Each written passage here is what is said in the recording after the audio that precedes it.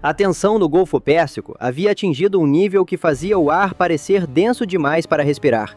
No centro daquela vastidão escura, a silhueta colossal do porta-aviões nuclear americano Abraham Lincoln cortava as ondas com uma inevitabilidade assustadora. Não era apenas uma patrulha de rotina. Washington havia enviado o grupo de batalha para o Estreito de Hormuz como uma mensagem direta a Teherã. Mas a resposta do Irã estava se desenhando de uma forma que ninguém nos corredores do Pentágono havia previsto. A sensação era a de uma catástrofe iminente.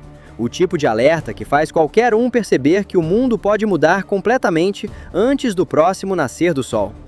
Na ponte de comando, a luz vermelha noturna refletia nos rostos suados dos oficiais.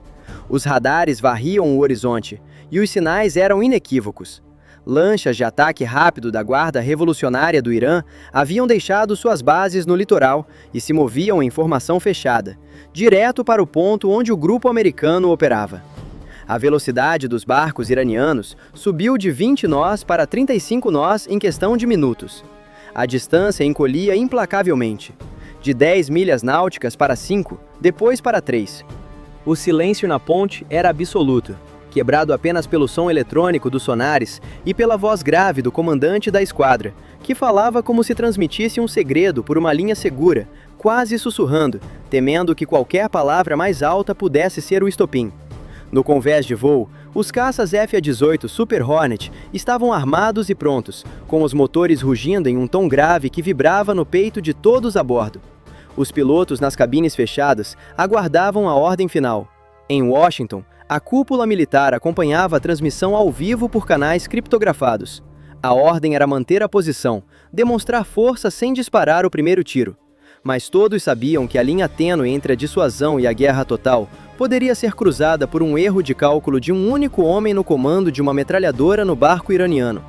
É curioso pensar como decisões que afetam o destino de nações inteiras muitas vezes repousam sobre os ombros de um único operador de radar ou de um comandante tenso. Até onde você aguentaria a pressão antes de dar a ordem de abrir fogo, sabendo que um único disparo poderia iniciar um conflito global? A verdade é que um confronto ali não afetaria apenas os dois lados. O Estreito de Hormuz é a artéria vital do petróleo mundial. Qualquer explosão naquelas águas mandaria uma onda de choque econômico que atingiria o bolso de cada família, desde o motorista de caminhão no interior de São Paulo até o trabalhador que tenta colocar combustível no tanque no Recife. A ansiedade por um futuro incerto é algo que todos conhecemos. Aquela sensação de impotência diante de forças maiores que escapam ao nosso controle. A distância continuou caindo. 2.000 metros, 1.500. Os canhões de 20 milímetros da defesa antiaérea do porta-aviões já estavam travados nos alvos. Os atiradores com os dedos no gatilho, respirando de forma controlada. 500 metros. Dava para ver as silhuetas dos soldados iranianos dos barcos escuros, as ondas batendo com violência no casco das lanchas que se aproximavam em manobra evasiva. O comandante americano apertou o rádio, a voz cortante apesar da tensão, ordenando que os barcos se desviassem imediatamente. O silêncio no canal de comunicação era ensurdecedor. Então, no exato momento em que o disparo parecia inevitável, quando o dedo do atirador já começava a aplicar pressão no gatilho, as lanchas iranianas mudaram de rumo abruptamente. O radar mostrou a curva acentuada. Em segundos, a distância começou a aumentar novamente. Um suspiro coletivo varreu a ponte de comando do Abraham Lincoln. Os motores dos caças F-18 reduziram a potência, e os mecânicos de convés relaxaram os ombros. A crise havia sido desviada por uma fração de segundo, mas a tempestade não havia passado.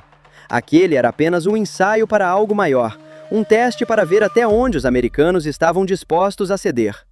O grupo de batalha seguiu seu curso, mantendo a vigilância máxima, com a consciência de que o Irã havia marcado seu território e mostrado que não recuaria facilmente. A sensação de alívio era misturada com a certeza de que o amanhã traria novos desafios, novas provocações. E enquanto o porta-aviões avançava pela escuridão do Golfo, a pergunta ficava no ar, pesada como as bombas presas sob as asas dos jatos. Até quando a paciência seria suficiente para evitar o inevitável? Diante de um inimigo que testa sua porta todos os dias, seria a cautela um sinal de força ou apenas o prelúdio de uma derrota trágica?